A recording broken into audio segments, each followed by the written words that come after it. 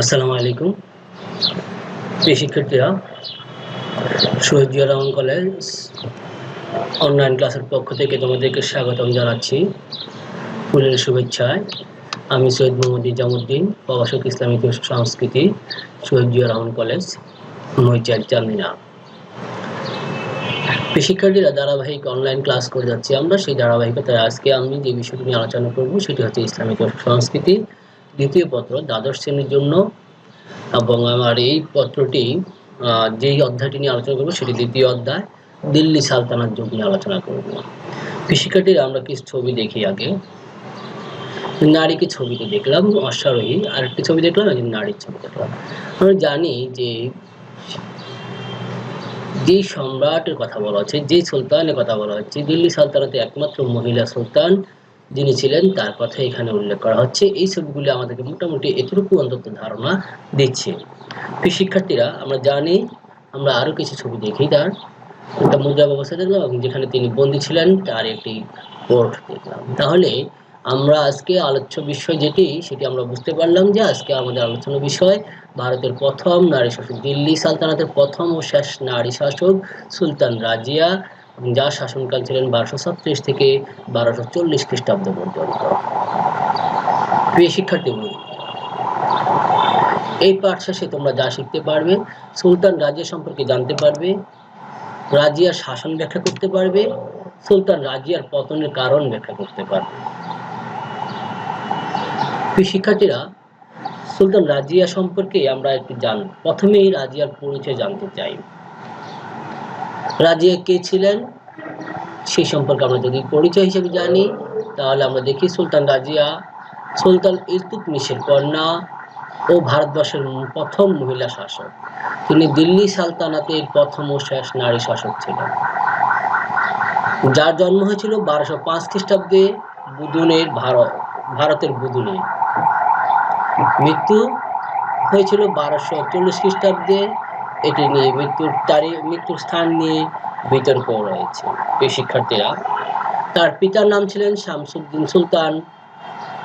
শামসুদ্দিন ইলতুৎমিশ, যিনি যাকে দিল্লি সালতানাতের প্রকৃত প্রতিষ্ঠাতা বলা হয়েছে। যার মায়ের নাম, সুলতান রাজিয়ার মায়ের নাম ছিল কুতুব বেগম। তিনি সিংহাসন উদ্ধারের জন্য, বন্দিদশা থেকে মুক্তি পাওয়া এবং সিংহাসন উদ্ধারের জন্য বিয়ে করেছিলেন মালিক আলাতুনিয়াকে, যিনি বাতিনদের শাসনকর্তা ছিলেন। 1240 খ্রিস্টাব্দে তাকে বিয়ে করেছিলেন। শিক্ষার্থীরা, এই ছিল মোটামুটি আমরা সুলতান রাজিয়ার পরিচয়ের মধ্যে নিয়ে আসলাম। শিক্ষার্থীরা, সুলতান হিসেবে মনোনয়ন তিনি কখন পেয়েছিলেন? সুলতান রাজিয়া সুলতান ইলতুৎমিশের কন্যা এবং ভারতবর্ষের প্রথম মহিলা শাসক। তিনি দিল্লি সালতানাতের প্রথম শেষ নারী শাসক ছিলেন। তিনি একাধারে একজন ভালো প্রশাসক, সেনাপতি ছিলেন। এছাড়া যুদ্ধক্ষেত্রে একজন দক্ষ সৈন্য হিসাবে তার পরিচিত ছিল। সুলতান ইলতুৎমিশের সব থেকে যোগ্য পুত্র সুলতানের জীবদ্দশায় মৃত্যুবরণ করলে সুলতান তার কন্যা রাজিয়াকে দিল্লির শাসক হিসাবে 1231 খ্রিস্টাব্দে মনোনয়ন দেন বা মনোনীত করেন। শিক্ষার্থীরা, তিনি ক্ষমতা দখল করছেন। তাহলে তোমাদের প্রশ্ন থাকতে পারে, যিনি মনোনয়ন দখল করা হয় তাহলে তিনি কেন ক্ষমতা দখল করলেন? হ্যাঁ, তাকে মনোনয়ন দেওয়া হয়েছিল ঠিকই, কিন্তু দিল্লির আমির উমরাগণ একজন নারীকে শাসক হিসেবে মেনে নিতে পারেননি। ফলে সুলতান শামসুদ্দিন ইলতুৎমিশের মৃত্যুর পর তার সন্তান রুকনুদ্দিন ফিরোজকে ক্ষমতায় অধিষ্ঠিত করেন, দিল্লি সিংহাসনে আরোহণ করেন। এবং এই সময় প্রকৃত ক্ষমতা চলে যায় সুলতানের মাতা সাতুর খানের হাতে। মাতা এবং পুত্রের যথেচ্ছা প্রশাসনিক প্রশাসনিক ব্যবস্থা ভেঙে পড়ার উপক্রম হয় এবং আমির উমরাগণ বিদ্রোহী হয়ে ওঠে। এবং এই সুযোগে তাজিক এবং তুর্কিদের মধ্যে একটি রক্তক্ষয়ী সংঘর্ষের সুযোগ হয়েছিল। সংঘর্ষের ব্যবস্থা প্রেক্ষাপট তৈরি হয়। এরকম প্রেক্ষাপটে সুলতান রাজিয়া দিল্লির ক্ষমতা দখল করে নেন এবং সাতুর খানকে বন্দী করেন। ফিরোজকেও বন্দী করেছিলেন, কিন্তু তিনি কারারুদ্ধ অবস্থায় বা কারাগারে থাকা অবস্থায় নিহত হন। সুলতান রাজিয়াকে কেবল হকিতে লখনৌ পর্যন্ত আমির মালিকগণ তার আনুগত্য স্বীকার করে নিয়েছিলেন, মানে তাকে সুলতান হিসেবে গ্রহণ করে নেন। এই শিক্ষার্থীরা শাসন ব্যবস্থা নিয়ে আলোচনা করবেন। সুলতান রাজিয়া নারীর পোশাক ও বোরকা বর্জন করে দরবারে পুরুষের ন্যায় পোশাক পরিধান করতেন এবং ত্রয়োদশ শতাব্দীতে পুরুষতান্ত্রিক স্বৈরতান্ত্রিক রাজতন্ত্রের সাফল্য সুলতানের ব্যক্তিগত সাহস এবং যোগ্যতার উপর নির্ভরশীল ছিল। তিনি 40 জন তুর্কি গোষ্ঠীর সন্তুষ্টির পথ পরিত্যাগ করে তাজিকদের উচ্চ রাজপদে নিয়োগ দেন। শিক্ষার্থীরা, এবার আমরা যেটা দেখব, 40 জন তুর্কি গোষ্ঠীর ক্ষমতা খর্ব। কেন তিনি ক্ষমতা খর্ব করেছিলেন? সুলতান রাজিয়া 40 জন তুর্কি আমিরদের ক্ষমতা হ্রাস করার জন্য জালালউদ্দিন ইয়াকুত নামক একজন হাফসিকে আমিরে আকুর বা অশ্বশালার প্রধান হিসেবে নিয়োগ দেন। তুর্কিদের পরিবর্তে তাজিকদের উচ্চ রাজপদে নিয়োগ দেন। দরবারে আমির ও ওলামাদের কদর কমে যায়। সুলতান স্বাধীনভাবে সাম্রাজ্য পরিচালনা করেন। ফলে 40 জন তুর্কি গোষ্ঠী সুলতানকে সিংহাসনচ্যুত করার ষড়যন্ত্রে লিপ্ত হয়। বিদ্রোহ।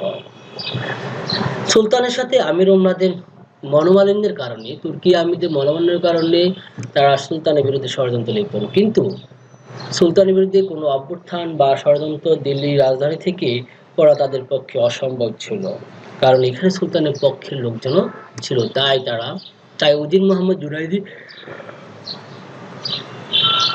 এবং বদাউনের শাসনকর্তা আইতেগিন সহ বেশ কয়েকজন আমির লাহোরের কবির খানের নেতৃত্বে বিদ্রোহ করেন। রাজিয়া তাদের সেই বিদ্রোহ দমনে অগ্রসর এবং তাদেরকে দমন করেছিলেন। এরপর তিনি বাতিনদার শাসনকর্তা আলাতনিয়ার দিকে মনোযোগ দৃষ্টি-আবদ্ধ এবং আলাতনিয়ার সাথে যুদ্ধে লিপ্ত হন। যুদ্ধে তিনি তার অত্যন্ত বিশ্বস্ত সেনাপতি বা বিশ্বস্ত এবং যাকে আমিরে আকুর নিয়োগ দিয়েছিলেন সেই জালালউদ্দিন ইয়াকুত নিহত হন। অন্যদিকে সুলতান রাজিয়া পরাজিত হয়ে বন্দী হন। তাকে বাতিনদার দুর্গে অবরুদ্ধ করে রাখা হয়, বন্দী রাখা হয়েছিল। এই সময় তুর্কি আমিরগণ দিল্লি সিংহাসনে তার ভাই বাহরামকে অধিষ্ঠিত করেন। শিক্ষার্থীরা, এখানে আমি বিয়ে হিসেবে বলছি, অথবা আমরা এটাকে বলতে পারি সিংহাসন উদ্ধারের চেষ্টা।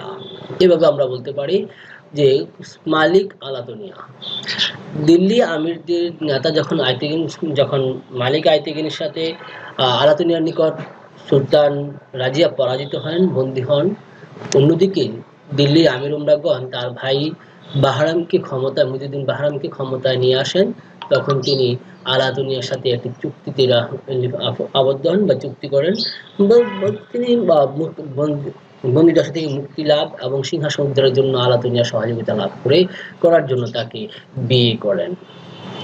দিল্লি সিংহাসন এবং মালিক আলাতুনিয়া এবং সুলতান রাজিয়া দিল্লি সিংহাসন উদ্ধারের জন্য মুইজউদ্দিন বাহরামের সাথে লড়াইয়ে অবতীর্ণ হন। এই যুদ্ধে মালিক আলাতুনিয়া এবং সুলতান রাজিয়া পরাজিত হয়ে পালিয়ে যাওয়ার সময় নিহত হন। প্রিয় শিক্ষার্থীরা, এবার আমরা দেখব যে দুর্গে থাকে, এটি সেই দুর্গ যেখানে মালিক আলাতুনিয়া তাকে বন্দী রেখেছিলেন। সুলতান রাজিয়ার কৃতিত্ব আলোচনা করব। সালতানাতের সংকট সময়ে রাজিয়া ক্ষমতা গ্রহণ করে স্বীয় প্রশাসনিক দক্ষতায় রাজ্যে শৃঙ্খলা ফিরিয়ে শান্তি স্থাপন করেন। কূটনীতিতেও তিনি ছিলেন পারদর্শী। তিনি ভারতের তুর্কি শাসনের গৌরব পুনরুদ্ধার করে আমির উম্মাদের উপর প্রভুত্ব স্থাপন করেন। নারী হলো রাজিয়া নিপুণা ছিলেন এবং নিজে যুদ্ধ পরিচালনা করতেন। রাজিয়া সুবিচারক, সুশাসক হিসেবে খ্যাতি লাভ করেন। শিক্ষার্থীরা, এবার তার চরিত্র সম্পর্কে আমরা জানতে চাই। সুলতান রাজিয়া ব্যক্তিত্ব সম্পন্ন নারী ছিলেন। তিনি প্রখর বুদ্ধিমতী, ন্যায়বতী, বিচক্ষণ, প্রজাবৎসল, দয়াশীল ছিলেন। তিনি বিদুষী ছিলেন এবং জ্ঞান বিজ্ঞানের পৃষ্ঠপোষকও ছিলেন। জ্ঞানীদেরকে তিনি সম্মান দিতেন। তিনি বিশুদ্ধ উচ্চারণে কোরআন পাঠ করতে পারতেন।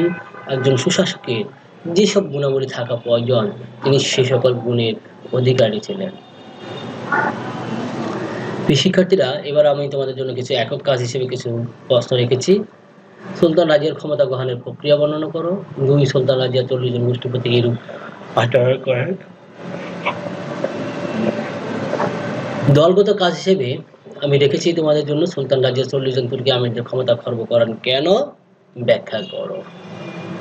কেন বন্দিগানে চেহেলগামের ইলতুৎমিশ কর্তৃক গঠিত বন্দিগানে চেহেলগানের ক্ষমতা খর্ব করেছিলেন তা ব্যাখ্যা করো। শিক্ষার্থীরা, মূল্যায়নের জন্য তোমাদেরকে এইটুকু দিয়ে ক্লাসটুকু আমি শেষ করলাম। তার মধ্যে কিছু প্রশ্ন তোমাদের জন্য দাঁড়া করানো হয়েছে।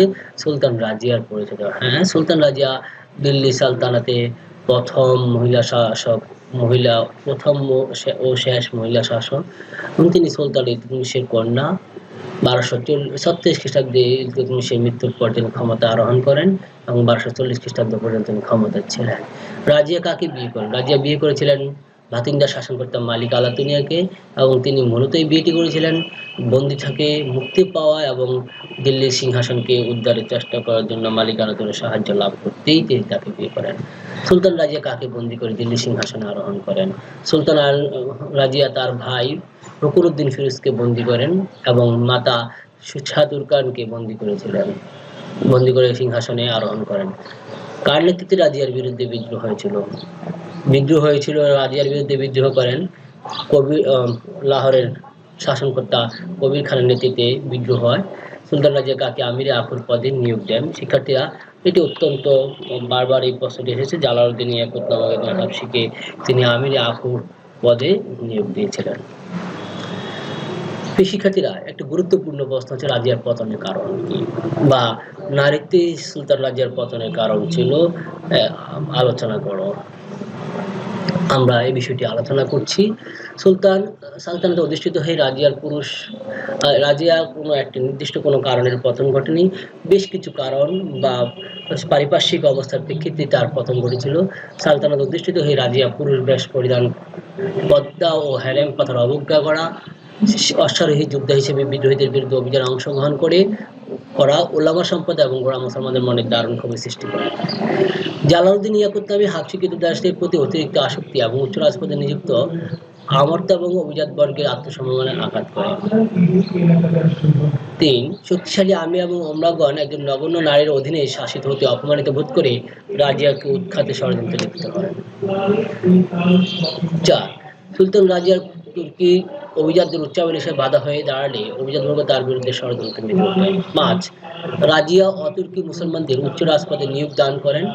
তাদের উপর নির্ভরতা সুলতানি সাম্রাজ্যের উপর তুর্কিদের অপ্রতিহত ক্ষমতা স্থাপনের আকাঙ্ক্ষা বাস্তবায়নের অন্তরায় হয়। ফলে তুর্কি অভিজাত বর্গ সুলতান রাজিয়ার পতনকে ত্বরান্বিত করতে গভীর ষড়যন্ত্রে লিপ্ত হয়। শিক্ষার্থীরা, বিভিন্ন কারণে সুলতান রাজিয়ার পতন ঘটেছিল। এক্ষেত্রে ঐতিহাসিক বিডি মহাজন বলেন, যদি রাজিয়া একজন নারী না হতেন তাহলে তিনি ভারতের অন্যতম সফল শাসক হতে পারতেন। কিন্তু তার দুর্বলতা ছিল যে তিনি ছিলেন একজন নারী, যা তার পতনের অন্যতম কারণ হয়ে দাঁড়িয়েছে। ঈশ্বরী প্রাসাদ তাই মন্তব্য করেন, নারীত্বই তার যোগ্যতার প্রধান অন্তরায় হয়ে দাঁড়ায়। উপরোক্ত যে কারণগুলি আলোচনা করেছিলাম সেই কারণগুলি যদি আমরা পর্যালোচনা করি তাহলে দেখা যায় সুলতান রাজিয়া ব্যক্তিত্ব সম্পন্ন রমণী ছিলেন, যে তিনি নিজের সত্তাকে বিকিয়ে দিয়ে আমির মালিকদের হাতের পুতুল হিসেবে রাজ্য শাসন করতে প্রস্তুত ছিলেন না। তাই তারা রাজিয়ার বিরুদ্ধে বিভিন্ন ষড়যন্ত্র করে ক্ষমতা থেকে উৎখাত করতে সচেষ্ট হয়। আমির মালিকদের উচ্চাভিলাষ এবং সুলতানি সাম্রাজ্যের উপর অপ্রতিহত ক্ষমতা স্থাপনের আকাঙ্ক্ষাই ছিল সুলতান রাজিয়ার পতনের প্রধান কারণ। শিক্ষার্থীরা, বাড়ির কাছে তোমাদের জন্য আমি রেখেছি নারীত্বে সুলতান রাজিয়ার পতনের মূল কারণ, সেটি বিশ্লেষণ করো। আশা করি তোমরা সেটি অত্যন্ত দক্ষতার সাথে তোমাদের খাতায় ফুটিয়ে তুলবে। মৃত্যু।